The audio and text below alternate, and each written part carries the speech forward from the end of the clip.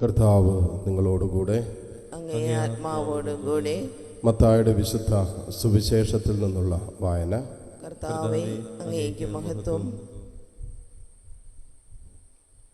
അധ്യായം 22, 34 മുതൽ 40 വരെയുള്ള തിരുവചനങ്ങൾ. അക്കാലത്ത് യേശു സദുക്കായരെ വാക്കുമുട്ടിച്ചെന്ന് കേട്ടപ്പോൾ ഫരിസയർ ഒന്നിച്ചുകൂടി. അവരിൽ ഒരു നിയമ പണ്ഡിതൻ അവനെ പരീക്ഷിക്കാൻ ചോദിച്ചു, ഗുരോ, നിയമത്തിലെ അതിപ്രധാനമായ കൽപ്പന ഏതാണ്? അവൻ പറഞ്ഞു, നീ നിന്റെ ദൈവമായ കർത്താവിനെ പൂർണ്ണ ഹൃദയത്തോടും പൂർണ്ണാത്മാവോടും പൂർണ്ണ മനസ്സോടും കൂടെ സ്നേഹിക്കുക. ഇതാണ് പ്രധാനവും പ്രഥമവുമായ കൽപ്പന. രണ്ടാമത്തെ കൽപ്പനയും ഇതിന് തുല്യം തന്നെ. അതായത്, നിന്നെപ്പോലെ നിന്റെ അയൽക്കാരനെയും സ്നേഹിക്കുക. ഈ 2 കൽപ്പനകളിൽ സമസ്ത നിയമവും പ്രവാചകന്മാരും അധിഷ്ഠിതമായിരിക്കുന്നു. കർത്താവിൻ്റെ സുവിശേഷം. ക്രിസ്തുവേ, അങ്ങേക്ക് സ്തുതി.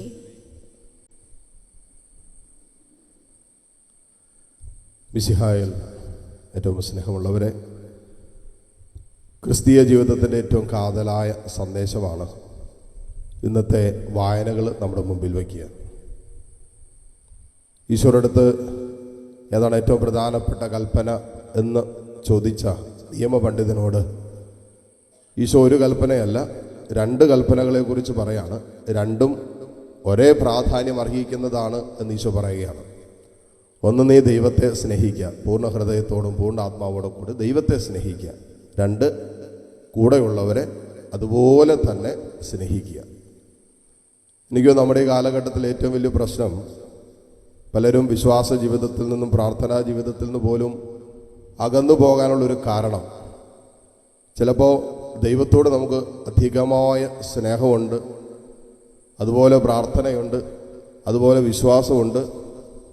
പക്ഷേ സഹോദര സ്നേഹമായിട്ട് ബന്ധപ്പെട്ട് വരുമ്പോൾ അതിൽ നിന്ന് നമ്മൾ ഒരു ശ്രദ്ധയില്ലാത്തതുപോലെ ആയിരിക്കും ചിലപ്പോൾ ജീവിച്ചുകൊണ്ടിരിക്കുന്നത്.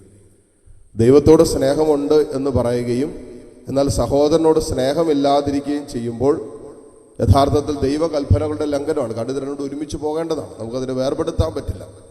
ഈ കാലഘട്ടത്തിൽ നമ്മൾ വേർപെടുത്തിക്കൊണ്ടിരിക്കുക. ചിലവർ സഹോദരങ്ങളോടെല്ലാം ഭയങ്കര സ്നേഹമാണ്, ദൈവത്തോട് സ്നേഹമില്ല. ഇത് 2 എക്സ്ട്രീമാണ്. അതല്ല കർത്താവ് പറഞ്ഞത്. യഥാർത്ഥത്തിൽ ദൈവത്തെയും സഹോദരങ്ങളെയും സ്നേഹിക്കുക എന്നുള്ളതാണ്. ചിലവർ വചനം കേൾക്കാൻ ഇഷ്ടമാണ്, വചനത്തോട് വലിയ ആഭിമുഖ്യമുണ്ട്, ഒത്തിരി മണിക്കൂറുകൾ പ്രാർത്ഥിക്കും, കരുണക്കൊന്ത ചെല്ലും. പക്ഷേ ഈ വചനമനുസരിച്ച് ജീവിക്കുന്ന കാര്യം വരുമ്പോൾ അത് വല്ലാത്ത ബുദ്ധിമുട്ടാണ്. ജീവിതത്തിൽ പ്രാവർത്തികമാക്കേണ്ട വിഷയം വരുമ്പോൾ അതൊരു ബന്ധമില്ലാത്ത, അതായത് ചില പിള്ളേർ എന്നോട് പറഞ്ഞിട്ടുള്ള കാര്യമുണ്ട്, അച്ഛാ ഞങ്ങൾ പള്ളിയിൽ പോകാത്ത പ്രാർത്ഥിക്കാത്തതിന് ഒറ്റ കാരണമുള്ളൂ. കാരണം എന്താ, ഇത്രയും പ്രാർത്ഥിക്കുന്ന ഒരമ്മ, ഇത്രയും പള്ളിയിൽ പോകുന്നൊരമ്മ വീട്ടിലുണ്ടായിട്ട് ഈ പ്രാർത്ഥന ഒരു ഭാഗത്ത്, എന്നാൽ ജീവിതത്തിലേക്ക് നോക്കിയാൽ ഈ പ്രാർത്ഥനയും ജീവിതമായിട്ട് ഒരു ബന്ധമില്ല. എന്നിട്ട് പറയാണ്, പ്രാർത്ഥിക്കാത്ത ഞങ്ങൾ അമ്മയെക്കാളും ബെറ്ററാണ്. പിന്നെ എന്നെ തന്നെ പറയാണ്, പ്രാർത്ഥിക്കുന്ന അമ്മയെക്കാളും ബെറ്ററാണ് പ്രാർത്ഥിക്കാത്ത ഞങ്ങളെന്ന്. ഇതൊരു ചെറിയ വിഷമുണ്ടായ അമ്മ കണ്ടു ആകുലപ്പെട്ട് അസ്വസ്ഥപ്പെട്ട് ഏതാണ്ട് കിടന്ന് ഭ്രാന്ത് പിടിച്ച പോലെ വീട്ടിൽ കാണിക്കുന്നതെന്ന് പറഞ്ഞു. ഇത്രയും പ്രാർത്ഥിക്കുന്ന, ഇത്രയും വിശ്വാസമുള്ള, ഇത്രയും ദൈവത്തെ വിളിക്കുന്ന ഒരാൾ അങ്ങനെയല്ലല്ലോ ചെയ്യണ്ടേ.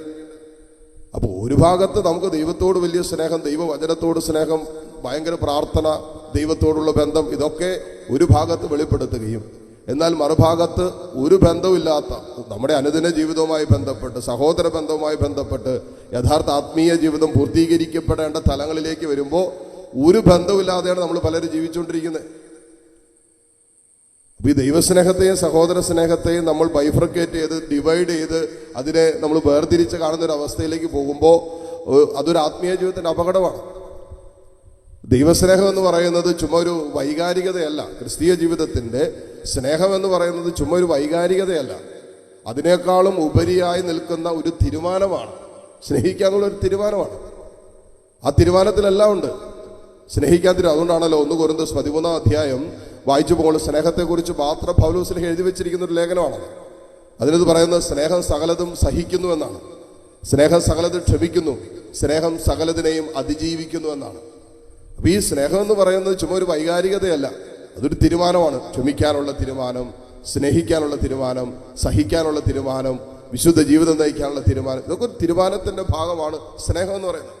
അപ്പോൾ യഥാർത്ഥത്തിൽ ദൈവസ്നേഹത്തിലായിരിക്കുന്ന ഒരു ദൈവ പൈതൽ അവൻ ദൈവത്തെ സ്നേഹിക്കാൻ തീരുമാനമെടുക്കുമ്പോൾ, ആ സ്നേഹത്തിലായിരിക്കുമ്പോൾ, ആ സ്നേഹം ആവശ്യപ്പെടുന്ന, ആ സ്നേഹം നമ്മളെ കമ്പല് ചെയ്യുന്ന എല്ലാ കാര്യങ്ങളെക്കുറിച്ച് ശ്രദ്ധയുണ്ടാവും.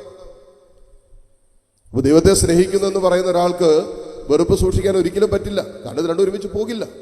സഹോദരനോട് വെറുപ്പ് സൂക്ഷിക്കുകയും ദൈവത്തെ സ്നേഹിക്കുകയും ചെയ്യുന്നു എന്ന് പറയുന്നവൻ പച്ചക്കള്ളം പറയുന്നു എന്നാണ് യോഹന്നാൻസിലെ എഴുതി വെച്ചിരിക്കുന്നത്. കാണപ്പെടാത്ത ദൈവത്തെ സ്നേഹിക്കുന്നു എന്ന് പറയുകയും കാണപ്പെടുന്ന സഹോദരങ്ങളെ സ്നേഹിക്കാതിരിക്കുകയും ചെയ്യുന്നവൻ കള്ളം പറയുന്നു എന്നാണ് യോഹന്നാൻസിലെ പറയുക. അപ്പം അതുകൊണ്ട് കർത്താവിൻ്റെ മുമ്പിൽ നമ്മൾ നിൽക്കുമ്പോൾ ദൈവസന്നിധിയിൽ ദൈവത്തെ സ്നേഹിക്കുന്നവരായി വളരാൻ, ദൈവസ്നേഹത്തിൽ വളരാനും ദൈവസ്നേഹത്തിൻ്റെ പൂർണ്ണത പ്രാപിക്കാൻ നമ്മൾ ആഗ്രഹിക്കുമ്പോൾ അതിനോട് ചേർന്ന് വിഭജിക്കപ്പെടാനാകാത്ത രീതിയിൽ ഈശോ തന്നെ നമ്മളോട് പറഞ്ഞ ആ കൽപ്പനയുടെ മറുഭാഗമാണ് സഹോദരങ്ങളെ സ്നേഹിക്കുക. വീട്ടിലുള്ള അപ്പനും അമ്മയൊക്കെ സ്നേഹിക്കുക, ജീവിത പങ്കാളിയെ സ്നേഹിക്കുക, മക്കളെ സ്നേഹിക്കുക. ദൈവം നമുക്ക് ആരെയൊക്കെ തന്നിട്ടുണ്ടോ, വിരലെണ്ണാവുന്നവരല്ലേ നമ്മുടെ ജീവിതത്തിൻ്റെ ഭാഗമായി സഞ്ചരിച്ചുകൊണ്ടിരിക്കുന്നത്. നമ്മളെല്ലാ ദിവസവും നമ്മുടെ ഫോണിലൂടെ വിളിക്കുന്ന എത്ര പേരുണ്ട്? എല്ലാ ദിവസവും നമ്മൾ നിരന്തരം സംസാരിക്കുന്ന എത്ര പേര് നമ്മുടെ കോൺടാക്റ്റിലുണ്ട്? 10,000 കോൺടാക്റ്റൊക്കെ നമുക്കുണ്ടാവും. ചിലവർ ഈ സോഷ്യൽ മീഡിയയിൽ ഒത്തിരി ഫ്രണ്ട്സ് ഉണ്ടാക്കാൻ വേണ്ടി കിടന്ന് കഷ്ടപ്പെടും. എന്നാൽ ദൈവം തന്നിരിക്കുന്ന സൗഹൃദങ്ങളെ, സ്നേഹത്തെ, സ്നേഹബന്ധത്തെ ചേർത്ത് പിടിക്കാനായിട്ട് ഒരു വിലയും കൊടുക്കാനോ ഒരു അധ്വാനം എടുക്കുകയില്ല. എന്നാൽ ഫേസ്ബുക്കിൽ, ഇൻസ്റ്റാഗ്രാമിൽ എന്നൊക്കെ പറഞ്ഞുകൊണ്ട് എനിക്ക് അത്രയും ഫ്രണ്ട്സ് ഉണ്ട്, അത്രയും ഫോളോവേഴ്സ് ഉണ്ട് എന്ന് പറഞ്ഞുകൊണ്ടിരിക്കുകയാണ്. അപ്പോൾ ഈ സ്നേഹത്തിൻ്റെ തീരുമാനം തന്നെയാണ് കൂടെയുള്ളവരെ ചേർത്ത് നിർത്തുക, സ്നേഹിക്കുക എന്നുള്ളത്. അതുകൊണ്ട് അതിൽ പരാജയപ്പെട്ടു പോയാൽ ദൈവസ്നേഹത്തിലാണ് നാം പരാജയപ്പെടുന്നത് എന്നുള്ള തിരിച്ചറിവാണ് ഇന്നത്തെ സുവിശേഷം നമ്മുടെ മുമ്പിൽ വയ്ക്കുക. അതാണ് ഇന്നത്തെ ആദ്യമായി നമ്മൾ കണ്ടത്. റൂത്ത് തൻ്റെ ജീവിത പങ്കാളി മരിച്ചപ്പോൾ അമ്മയായ നവോമിയെ, അമ്മ എന്ന് പറയാൻ പറ്റില്ല, നമ്മുടെ ഭാഷ പറയാം, അമ്മായിയമ്മയായ നവോമിയെ വിട്ടു പിരിയാതെ കൂടെ നിന്ന് എന്ത് പറയുന്നത്, അമ്മ എവിടെ പോയാലും ഞാൻ കൂടെ വരും, അമ്മയെ എങ്ങും ഒറ്റയ്ക്കാക്കിയിട്ട് ഞാൻ പോവുകയല്ല. ഓർഫ പോയി, ഒരു മകൻ്റെ ഭാര്യ, 2 മക്കൾ മരിച്ചു പോയപ്പോൾ ഒരു മകൻ്റെ ഭാര്യ തിരിച്ചു പോയി. ഇതൊരു വിജാതീയ സ്ത്രീ കൂടിയാണ് റൂത്ത്. അവൾ പറഞ്ഞു, അമ്മ പോകുന്നിടത്തൊക്കെ ഞാൻ വരും. അമ്മയുടെ ചർച്ചക്കാർ എൻ്റെ ചർച്ചക്കാരാണ് ഇനി മുതൽ.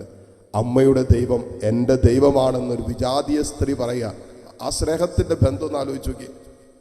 ഒരു മരുമകൾക്ക് അമ്മയോടുള്ള സ്നേഹബന്ധത്തിൻ്റെ ഏറ്റവും ഊഷ്മളമായ ഒരു നിലപാടും അടയാളമാണ് റൂത്ത് നമുക്ക് വെളിപ്പെടുത്തി തരുന്നത്. അപ്പം ഇതൊക്കെ ഒരു സ്നേഹിക്കാനുള്ള തീരുമാനമാണ്. അതുകൊണ്ട് ഇന്നത്തെ വായനകൾ നമ്മൾ ഓർമ്മപ്പെടുത്തുന്നത്, പരിശുദ്ധ അമ്മയുടെ തിരുനാൾ നമ്മെ ഓർമ്മപ്പെടുത്തുന്നത്, ദൈവത്തെയും സഹോദരങ്ങളെയും സ്നേഹിക്കുന്നതിലൂടെ നിത്യസൗഭാഗ്യത്തിന് നമ്മൾ അർഹരായി തീരും എന്നുള്ളതാണ്. ആ നിത്യസൗഭാഗ്യം എന്ന് പറയുന്നത് നിത്യമായ സ്നേഹം തന്നെയാണ്, കർത്താവിനോട് ഐക്യപ്പെടുന്ന നിത്യസ്നേഹം. അതിനായി പരിശുദ്ധാത്മാവ് നമ്മെ ഒരുക്കട്ടെ. അവരുടെ സ്നേഹത്തിലേക്ക് വളരാൻ സ്നേഹത്തിൻ്റെ ആത്മാവായ പരിശുദ്ധാത്മാവ് നമ്മെ സഹായിക്കട്ടെ. ആമേൻ.